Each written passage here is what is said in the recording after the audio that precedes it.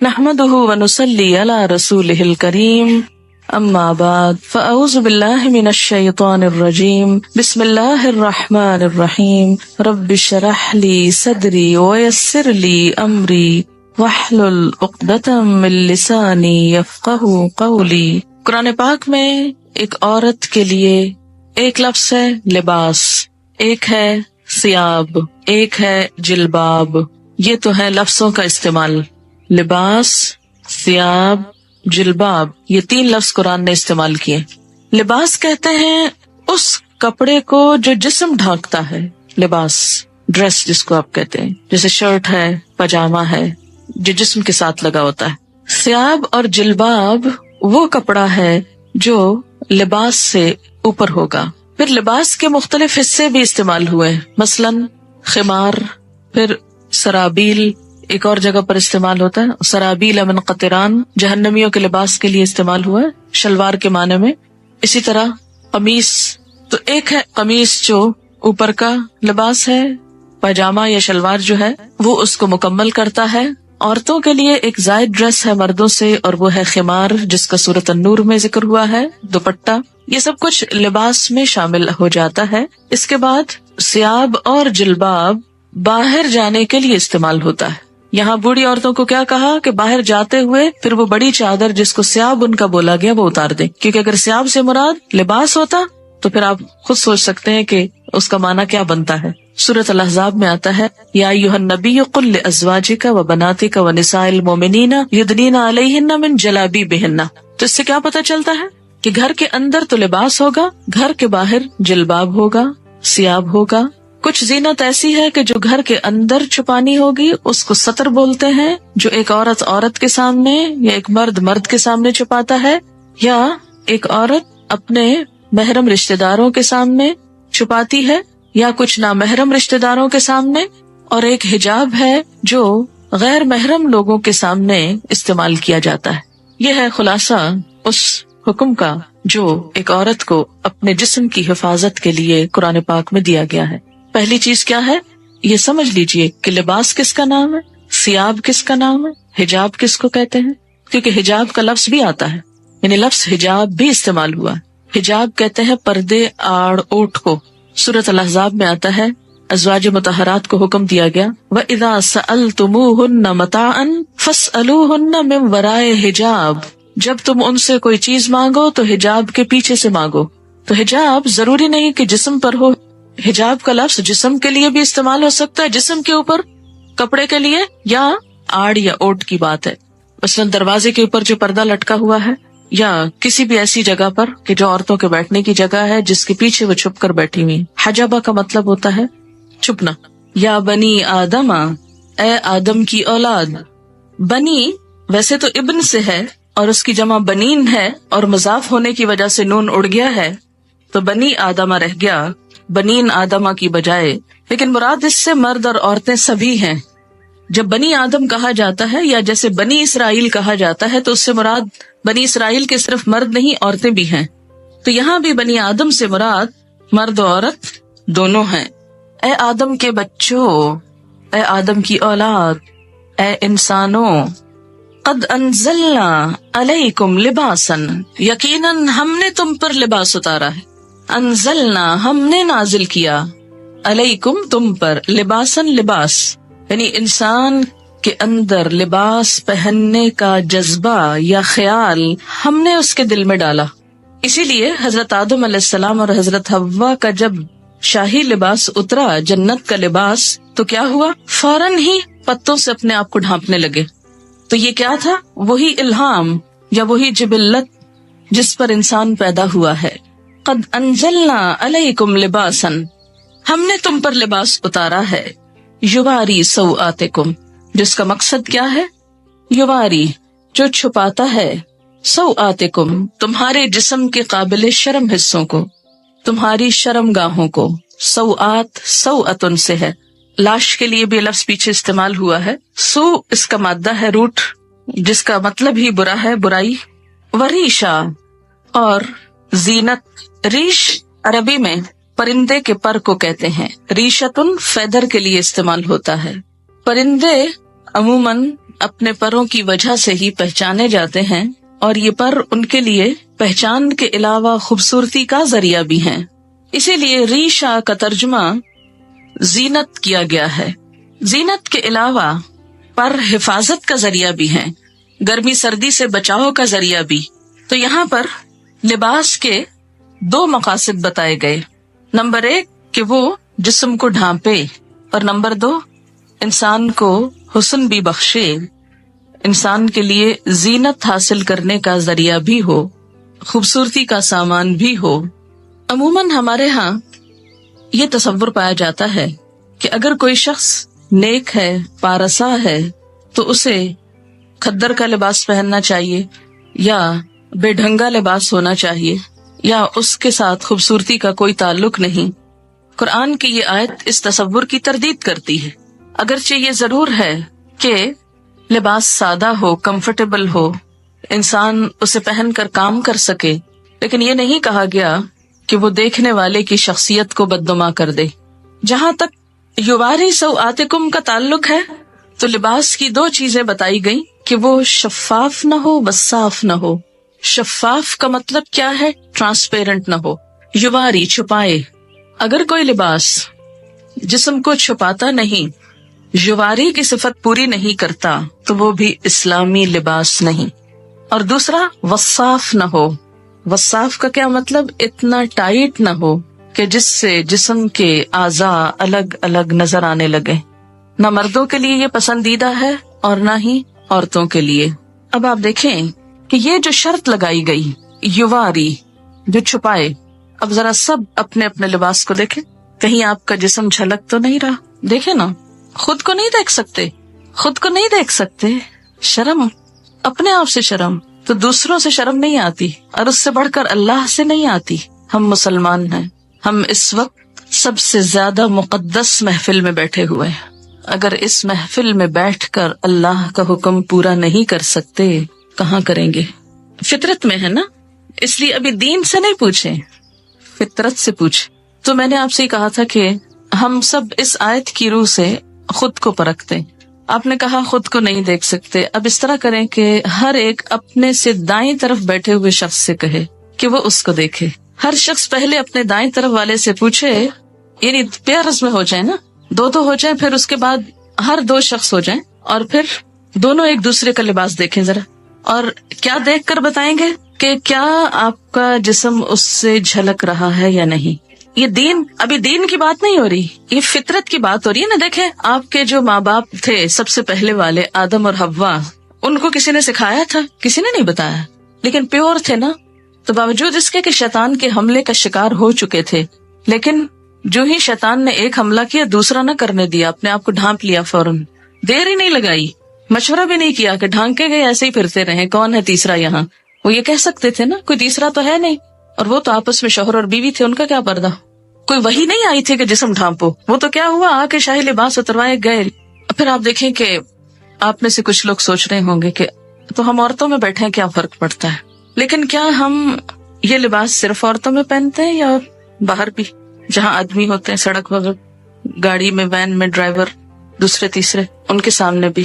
اور پھر تیسری چیز یہ کہ اسلام کی روح سے نہ پوچھیے نہ بتائیے، صرف فطرت کے اعتبار سے پوچھیے کہ گھٹنوں سے اوپر کا حصہ جو ہے نا، یہ خاص طور پر قابل شرم ہے نا، جس کو ران بولتے ہیں، اوپر کا حصہ، ٹانگ کے اوپر کا حصہ جو ہے۔ آپ دیکھیں کہ کیا یہ عورتوں کو بھی دکھانا چاہیے؟ نہیں، عورتوں کو بھی نہیں دکھا سکتے، پنڈلیوں کی حد تک خیر ہے، لیکن گھٹنا میں نی، جو نیز ہے آپ کے، اس سے اوپر عورت بھی نہیں دیکھ سکتی۔ اسی طرح پیٹ، کمر، یہ حصے، تو آپ اپنی اپنی لباس کو چیک کریں کہ کیا آپ کے بیٹھنے کے انداز سے، کیونکہ میں جب یہاں سے پڑھا رہی ہوتی ہوں نا، بعض اوقات میری نظر پڑ جاتی ہے اور پڑھانا میرے لیے مشکل ہو جاتا ہے، لیکن میں نے اتنے دن اس لیے خاموشی اختیار کی کہ میرا حکم آپ کیوں مانے؟ میں آپ پہ داروغہ نہیں بنا کے بھیجی گئی، معلم تو ہو سکتی ہوں لیکن داروغہ نہیں، پولیس مین کا کردار نہیں۔ جو اللہ سے نہ ڈرے وہ مجھ سے کیا ڈرے گا؟ اگر مجھ سے ڈرے بھی تو آپ کو تو کوئی فائدہ ہی نہیں، کوئی ثواب ہی نہیں، ثواب تو اللہ سے ڈرنے کا ہوگا۔ کتنا کپڑا لگ جائے گا، یا کیا ایسا مٹیریل اویلیبل نہیں؟ اگر نہیں تو اویلیبل کر لینا چاہیے، یا اس کے اوپر کچھ اور پہن لینا چاہیے جس سے وہ ڈھک جائے، کیونکہ بخاری اور مسلم کی حدیث ہے، صنفان من اہل النار لم ارہما، آگ میں جانے والوں کے دو گروہ جنہیں میں نے نہیں دیکھا. ایک گروہ ان میں سے مردوں کے بارے میں ہے، ظالم حکمرانوں کے بارے میں ہے، اور دوسرا عورتوں کے بارے میں ہے. حدیث کے الفاظ ہیں، یہ میرے الفاظ نہیں کہ مت سوچیں کہ آپ یہ کیسی باتیں کر رہی ہیں اور ہم کو یہ ڈرا رہی ہیں اور یہ کہہ رہی ہوں. میں تو کوئی حیثیت نہیں رکھتی کہ آپ کو کچھ بھی کہوں. نبی صلی اللہ علیہ وسلم کے الفاظ ہیں، اور جو آپ پر ایمان لاتا ہے آپ کی بات کو بھی اسے ماننا چاہیے، ورنہ تو ماننے کا کوئی مقصد نہیں. اور اگر ہم چاہتے ہیں کہ قیامت کے دن آپ ہماری شفاعت کرائیں، آپ ہمیں حوض کوثر سے پانی پلائیں، حشر کے میدان میں جہاں اتنی گرمی ہوگی کہ ہر شخص، حدیث میں آتا ہے ہر شخص عطش پیاس کی رٹ لگائے ہوئے ہوگا، ہر شخص پسینے میں ڈوبا ہوا ہوگا، جس کی تھوڑی سی جھلک آپ کو ہلکی سی، اس سے 70 گنا 70 ڈگری ٹیمپریچر زیادہ کہہ لیں. سورج قریب ہوگا، کوئی چھت سایہ بھی نہ ہوگا سوائے رحمان کے عرش کے سائے کے، کہ جس کے نیچے مخصوص لوگ جا سکیں گے، ہر ایک نہیں پہنچ سکے گا وہاں. آپ صلی اللہ علیہ وسلم اپنی امت کو حوض کوثر سے پانی پلائیں گے، اور جس کو ایک دفعہ پلائیں گے دوسری دفعہ اس کو پیاس نہ لگے گی. ہم اپنے اس لباس میں آپ کے سامنے جا سکتے ہیں. مثلا سوچئے کہ جیسے تصور میں لائیے کہ نیچے آپ صلی اللہ علیہ وسلم تشریف رکھتے ہیں اور آپ لفٹ سے اترے ہیں، سیڑھیوں سے اترے، اور آگے آپ کی ملاقات ہو جاتی ہے ان سے، فیس کر سکتے ہیں ان کو، تو وہاں ان سے حوض کوثر سے پانی لے کے کیسے پیئیں گے اگر ایسے عمل ہوئے؟ آپ نے فرمایا نساء کاسیات عاریات، نساء عورتیں، کاسیات لباس پہنے ہوئے، کاسیہ کسوہ سے ہے، کاسیات عاریات، عاریہ عورت سے، عاریہ ننگی، عریانی سے، ایسی عورتیں جو لباس پہن کر بھی ننگی ہوں گی، obviously یعنی جسم اس میں سے جھلک رہا ہوگا. نساء کاسیات عاریات رؤوسہن کاسمنۃ البخت، ان کے سر اونٹ کی کوہان کی طرح اونچے اٹھے ہوئے ہوں گے. ہیئر سٹائل کی طرف اشارہ ہے کہ ان کے سر اونچے اٹھے ہوئے ہوں گے. کس طرح؟ جیسے اونٹ کی کوہان اٹھی ہوئی ہوتی، کوہان اس کی ہم کو کہتے ہیں نا وہ ابھرا ہوا حصہ ہے. فرمایا لا يدخلن الجنۃ، یہ جنت میں داخل نہ ہو سکیں گی، ولا یجدن ریحھا، اور اس کی خوشبو بھی نہ پا سکیں گی، حالانکہ اس کی خوشبو دور دور تک پھیل رہی ہوگی. تو قرآن کا یہ حکم ہمیں کیا بتاتا ہے کہ ہم ایسا لباس پہنیں جس سے ہمارے سطر ڈھک جائیں. اسی لیے ہمیں جو دعا سکھائی گئی لباس پہن کر وہ کیا ہے؟ الحمدللہ الذی کسانی، اللہ کا شکر جس نے مجھے لباس پہنایا، ما اواری بہ عورتی، جس سے میں اپنے عریانی کو چھپا سکتا ہوں. تو اس دعا میں بھی یہی لفظ ہے، وَأَتَجَمَّلُ بِهِ فِي حَيَاتِي، اور میں اپنی زندگی میں اس سے خوبصورتی حاصل کرتا ہوں. تو لباس کا دوسرا مقصد کیا ہے؟ وریشا، خوبصورت لباس ہو. خوبصورتی پسندیدہ ہے، لباس میں ڈیزائننگ میں حرج نہیں. ایک آدمی نے پوچھا یا رسول اللہ صلی اللہ علیہ وسلم، ایک آدمی کو یہ پسند ہے کہ اس کا لباس خوبصورت ہو، تو کیا یہ تکبر ہے؟ آپ نے فرمایا ان اللہ جمیل، بے شک اللہ خوبصورت ہے، یحب الجمال، خوبصورتی کو پسند کرتا ہے. اللہ تعالیٰ خود خوبصورت ہے، خوبصورتی کو پسند کرتا ہے. تکبر تو حق کو نہ ماننے اور دوسروں کو حقیر سمجھنے کا نام ہے. تکبر کیا ہے؟ حق کو نہ ماننا، بات سمجھ بھی آ جائے قبول نہ کرنا. جیسے آج یہ بات ہوئی، اب آپ میں سے کچھ لوگ اپنے عمل کو بدل لیں گے اور کچھ پرواہ بھی نہیں کریں گے، کوئی نہ کوئی تعویل ڈھونڈ لیں گے. کسی کا تو کچھ نقصان نہیں اس میں، ان کا اپنا ہی ہے. فرمایا تکبر تو حق کو نہ ماننا اور دوسروں کو حقیر سمجھنا ہے. البتہ شہرت کے لیے لباس پہننے پر وعید ہے، شہرت کا لباس، دکھاوے کا، دوسروں کو مروب کرنے کا. حدیث پاک میں ہے من لبس ثوب شہرت فی الدنیا البسہ اللہ ثوب مذلت یوم القیامہ، جو شخص دنیا میں شہرت کا لباس پہنے گا اللہ قیامت کے دن اسے ذلت کا لباس پہنائے گا. مشکات کی روایت ہے لباس قیمتی بھی ہو سکتا ہے لیکن اپنی حیثیت کے مطابق، اسراف نہ ہو. یہ نہیں کہ کھانے کو ہے نہیں اور ساری آمدنی لباس پر لگ رہی ہے، پوری کی پوری تنخواہ خواتین کی صرف لباس کی خریداری میں چلی جائے تو یہ اسراف ہوگا. مثلاً آپ صلی اللہ علیہ وسلم نے ایک مرتبہ ایک چادر پہنی جس کی قیمت 1000 روپے کے برابر تھی. اب 1000 روپے کی ویلیو بھی بدلتی رہتی ہے. اسی طرح امام ابو حنیفہ رحمۃ اللہ علیہ کی ایک چادر تھی جس کی قیمت 400 اشرفیاں تھی. 400 اشرفیاں، اشرفی کس کا سکہ ہوتی؟ سونے کا. تو اس سے آپ اندازہ لگائیں کہ کتنی مہنگی ہوگی. خاص خاص موقعوں پہ پہنتے تھے. اس کا یہ مطلب نہیں کہ ہم لاکھوں کا دلہن کا جوڑا بنا کے بیٹھ جائیں کہ امام ابو حنیفہ کی چادر ایسی تھی. وہ جوڑا اور اس میں بہت فرق ہے. مسند علم پر قیمتی لباس پہن کر بیٹھنا وہ اور چیز ہے، لیکن ایک دکھاوے کے لیے، ایک ریاکاری کے لیے، دوسروں پہ روب جمانے کے لیے اتنا پیسہ خرچ کرنا بالکل مختلف چیز ہے. امام مالک کے حالات زندگی میں آپ نے پڑھا ہوگا کہ وہ جب حدیث کے درس کے لیے آتے تھے تو روزانہ نیا جوڑا پہنتے تھے اور ایک دفعہ پہننے کے بعد اس کو صدقہ کر دیتے تھے. یعنی جو لباس ایک دفعہ پہنتے تھے وہ دوبارہ نہیں پہنتے تھے. نہایت خوبصورت، صاف ستھرا، عمدہ لباس ہوتا. جب ان سے پوچھا گیا کہ آپ ایسا کیوں کرتے ہیں تو وہ کہتے کہ نبی صلی اللہ علیہ وسلم کی حدیث یا آپ کی مجلس کے وقار کے لیے، کیونکہ ہر مجلس کا ایک وقار ہوتا ہے. اتنے بڑے انسان کے نام پر قائم کی ہوئی مجلس میں سب سے بہترین لباس پہنتا ہوں، اور جب مجلس ختم ہوتی لباس اتارتے اور صدقہ کر دیتے، اپنے شاگردوں کو دے دیتے. ان کے ہاں ایسا ہوتا تھا کہ مختلف لوگ مسلسل آتے، کچھ عرصہ رہتے، ان سے سیکھتے، پھر آگے چلے جاتے. تو یہ طالب علم بھی ہوتے تھے، مسافر بھی ہوتے تھے، اور ان کے پاس یہ لباس کہاں سے آتے تھے؟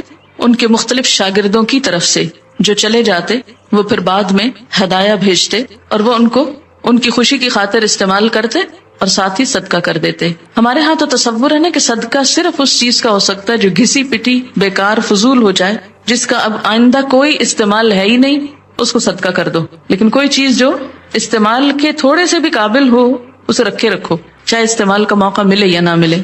تو اصل چیز جس سے بچنا چاہیے وہ دو ہیں، ایک تو ریاکاری، اسراف، اور دوسرے بے حیائی کا لباس. لباس انسان کی شخصیت کا بھی پتہ دیتا ہے. لباس انسان کے باطن کا رنگ ہوتا ہے کہ وہ اندر سے کیسا ہے.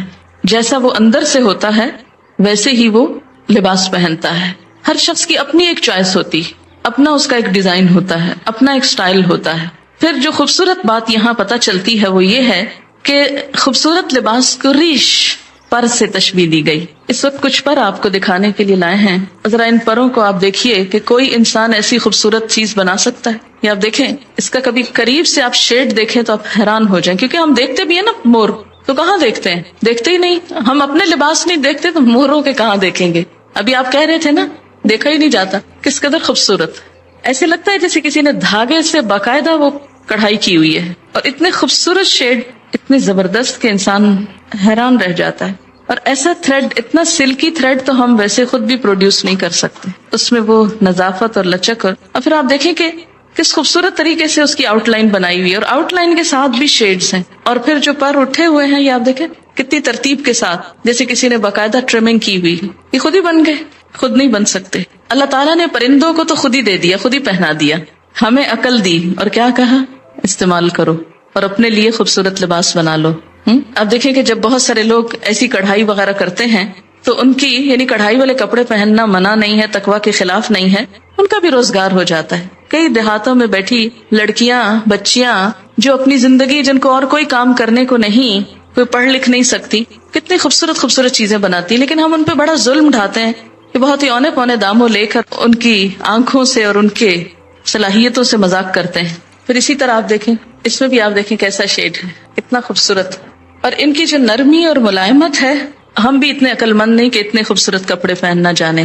ہمارے کپڑے تو خوب اکڑے ہوئے ہوتے، انکمفرٹیبل، کہ جس میں سانس نہ آئے، کام نہ کر سکیں. پرندوں کے پر خوبصورت ہونے کے ساتھ ساتھ اتنے پریکٹیکل ہوتے ہیں کہ ان کو اپنا کام کرنے میں کوئی دشواری نہیں ہوتی. ہم بعض اوقات خوبصورت لباس پہننے کے شوق میں ایسا لباس پہن لیتے ہیں کہ جو بالکل پریکٹیکل نہیں ہوتا. پڑھاتے وقت اگر ساتھ یہ بھی دکھایا جائے تو تھوڑی سی فیلنگ اچھی آتی ہے کہ اللہ تعالیٰ نے کیا کیا خوبصورتی پیدا کی اور کس کے لیے پیدا کی. یہ پرندے ادھر ادھر اڑتے پھرتے ہیں، ان بیچاروں کو تو خود تو کلرز پتہ نہیں اپنے نظر بھی آتے ہیں کہ نہیں. یہ کلرز دیکھنے کی صلاحیت بھی انسان کو ملی. ہم انسان ایکسٹریم پہ چلے جاتے ہیں. ہماری ایکسٹریمز کیا ہیں کہ یا تو دین کے نام پہ، تقویٰ کے نام پہ ہم بالکل بدھو بن جاتے ہیں اور دنیا کی کسی چیز سے کوئی فائدہ نہیں اٹھانا چاہتے. ملنگ کہلانا دوسرے لفظوں میں نیک کہلانا ہے. اسلام میں کسی ملنگی کا کوئی تصور نہیں. یہ بعد کے نظریات ہیں، سادھو اور بھکشو اور معلوم نہیں کیا کچھ. اللہ تعالیٰ نے اپنی یہ تخلیق ہمیں سکھانے کے لیے، ہمیں دکھانے کے لیے پیدا کی ہے. کس کے لیے ہے یہ سب کچھ؟ اللہ تعالیٰ فرماتے تمہارے لیے. ہمارے لیے کیا؟ کہ ہم اس سے سبق سیکھیں. انسان نے جانوروں سے بھی بہت کچھ سیکھا ہے. اپنی حیثیت کے اندر رہتے ہوئے، اپنی شخصیت کے مطابق ساتر لباس، خوبصورت لباس، خواہ پینٹنگ ہو، کڑھائی ہو، مکیش ہو، تلا ہو اور کچھ اور ہو جو آپ کو آتا ہے اور مجھے نہیں آتا، یہ سب کچھ منع نہیں ہے، لیکن موقع کی مناسبت سے، حدود کے اندر رہتے ہوئے اور پہلی شرط مانتے ہوئے. یواری سواتکم، معلوم نہیں شیطان نے ہمیں کیوں سجھا دیا کہ ننگا ہونا زیادہ خوبصورتی ہے اور جسم کی نمائش کو خوبصورتی بنا دیا. سی تھرو کپڑے پہنانا زیادہ عقل مند کہلانے کا سبب سمجھایا، حالانکہ ایسا نہیں ہے. سارے جانوروں کے لباس اللہ نے خود ہی پہنا دیے اور وہ بےچارے ایک ہی ڈیزائن میں رہتے ہوئے دنیا سے چلے جاتے ہیں، جبکہ انسان کو ایک لباس نہیں دیا، اس کو سکن کلر دیا جس کے اوپر ہر خوبصورت چیز نمایاں ہو جاتی. آپ دیکھیں نا سکن کلر کا کارپیٹ ہو تو اس کے اوپر فرنیچر کتنا نکھرتا ہے. تو اسی طرح آپ کو اللہ نے سکن کلر کا جسم دیا جس کے اوپر خوبصورت رنگوں کے لباس، خوبصورت کڑھائیوں کے لباس آپ کے لیے حسن کا سبب ہے. یہی اگر آپ کی سکن بلو کلر کی ہوتی تو آپ کتنے لمیٹڈ کلرز پہن سکتے تھے، کیونکہ بلو کے اوپر ہر کلر پھر سوٹ نہیں کرتا. اسی طرح اگر آپ گرین ہوتے، سوچے نا تھوڑا سا، تو کیا نظر آتے. کتنی وسیع چوائس دی ہے اللہ نے آپ کو، ہم شکر نہیں کرتے، شکر نہیں بجا لاتے. اور آپ کو معلوم ہے کہ ایک پرندے پر تقریباً 10,000 مختلف قسم کے پر ہوتے ہیں. بعض پر اڑنے کے کام آتے ہیں، بعض جسم کے ساتھ ہوتے ہیں، اس کی شیپ نمایاں کرتے ہیں. اسی طرح فلفی ہوتے ہیں، نرم ہوتے ہیں، آرام دہ ہوتے ہیں. تو لباس بھی اگر آرام دہ ہو، نرم ہو، سلکی ہو، کمفرٹیبل ہو تو اس میں حرج نہیں، گناہ کی بات نہیں. ہاں، مردوں کے لیے سلک حرام قرار دی گئی، اگر ان کے لیے حلال ہوتی تو شاید عورتوں کے حصے میں بہت تھوڑی آتی. حدیث ہے آپ صلی اللہ علیہ وسلم جب کوئی نیا کپڑا پہنتے تو اس کا نام لے کر فرماتے کہ اللہ نے مجھے یہ عنایت فرمایا، اور پھر دعا پڑھتے اللہم لک الحمد انت کسوتنیہ اسألک خیر ما صنع لہ واعوذ بک من شرہ وشر ما صنع لہ. اے اللہ، تیرے لیے ہی سب تعریف ہے، جیسا کہ تو نے مجھے یہ کپڑا پہنایا، میں تجھ سے اس کی بھلائی اور اس چیز کی بھلائی کا سوال کرتا ہوں جس کے لیے یہ بنایا گیا، اور میں تیری پناہ چاہتا ہوں اس کی برائی سے اور اس چیز کی برائی سے جس کے لیے یہ بنایا گیا. ایک اور دعا ہے اللہم انی اسألک من خیرہ وخیر ما هو لہ واعوذ بک من شرہ وشر ما هو لہ. ترجمہ ہے اے اللہ، میں آپ سے اس کپڑے کی بھلائی کا اور یہ جس مقصد کے لیے ہے اس کی بھلائی کا سوال کرتا ہوں. جس مقصد کے لیے یہ کپڑا پہنا ہے اس کی بھی بھلائی کا سوال. کتنا خوبصورت ذہن موڑتا ہے نا اسلام اچھی طرف. کپڑا پہنو، کسی خاص اوکیزن کا کپڑا پہن رہے ہو، اور ہو سکتا ہے آپ کپڑے تو خوب پہن جائیں اور وہ سارا اوکیزن برباد ہو جائے، تو اس اوکیزن کے لیے بھی دعا مانگی جا رہی ہے. ساتھ ہی اگر آپ یہاں آنے سے پہلے یہ دعا پڑھیں تو اس سارے کام کی بھلائی کی دعا ہو جائے گی. اور اس کی برائی سے، یعنی اس لباس کی برائی سے اور یہ جس مقصد کے لیے ہے اس کی برائی سے تیری پناہ چاہتا ہوں، تو آپ محفوظ بھی رہیں گے. حضرت عمر فرماتے ہیں نبی صلی اللہ علیہ وسلم نے فرمایا نئے کپڑے پہنتے ہوئے یہ دعائیں پڑھیں الحمدللہ الذی کسانی ما اواری بہ عورتی واتجمل بہ فی حیاتی. سب تعریف اللہ کے لیے ہے جس نے مجھے یہ کپڑا پہنایا جس سے میں اپنے شرم کی چیز چھپاتا ہوں اور اپنی زندگی میں اس کے ذریعے خوبصورتی حاصل کرتا ہوں. اور پھر پرانے کپڑے کو صدقہ کر دے تو زندگی میں اور مرنے کے بعد خدا کی حفاظت اور خدا کے چھپانے میں رہے گا، یعنی اس کا عیب ڈھک جائے گا. جب ننگا ہوتا ہے نا تو فرشتے ساتھ چھوڑ دیتے ہیں جو حفاظت کرتے ہیں.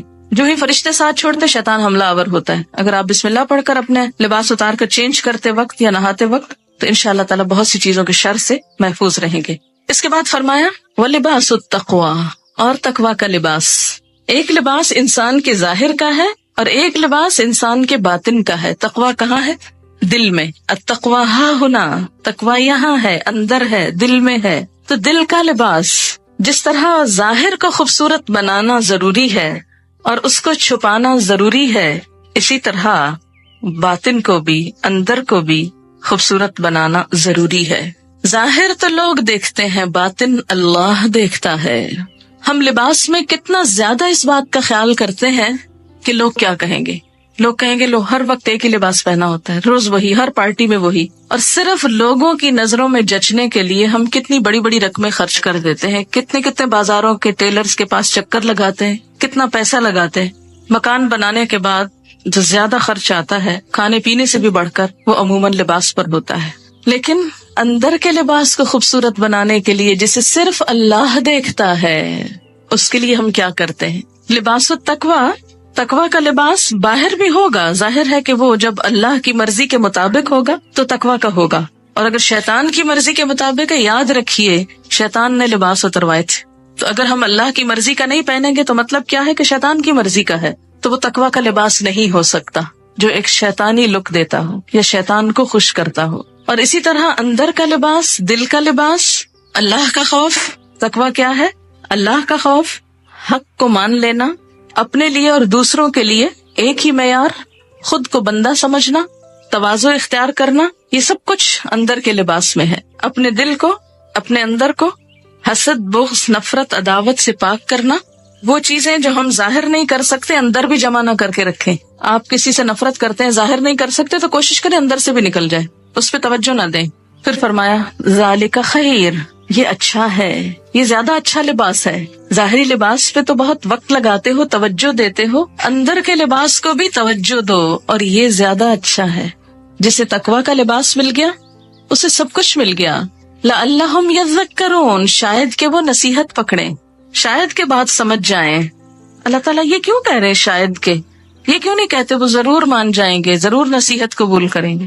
اللہ تعالیٰ سچ فرما رہے ہیں نا. شاید کے کیوں کہہ رہے ہیں شاید کے؟ اس لیے کہ ہم ہیں ہی ایسے کہ جن سے شاید ہی کی توقع ہے، شاید یہ کر لیں، ضروری نہیں کہ کریں. اور اللہ کو تو کوئی پرواہ نہیں، نہ بھی کریں، ہاں جانا اسی کے پاس ہے. لعلہم یذکرون. سورۃ النور، نور کا مطلب ہے روشنی، اور اگر سورۃ نور پڑھی ہی نہ جائے تو روشنی کہاں سے آئے گی؟ اس میں خاص طور پر خواتین کے لیے روشنی ہے، بہت سی ہدایات ہیں. سب سے پہلی آیت ہے سورۃن، ایک سورت ہے، انزلناہا، جسے ہم نے نازل کیا ہے، وفرضناہا، اور اس کو ہم نے فرض کیا ہے، یعنی لازم قرار دیا ہے. اس کے احکامات جو ہیں ان سے فرار نہیں. ہاں، وَأَنزَلْنَا فِيهَا آيَاتٍ بَيِّنَاتٍ، اور اس میں ہم نے بڑی واضح آیات اتاری ہیں کہ کوئی کل یہ نہ کہے، بہانہ نہ کرے ہمیں تو سمجھ نہیں آئی تھی کہ اللہ تعالیٰ چاہتے کیا تھے. نہیں، بڑی واضح باتیں ہیں. کس لیے ہے؟ لَعَلَّكُمْ تَذَكَّرُونَ، تاکہ تم سبق لو، تاکہ تم نصیحت پکڑو.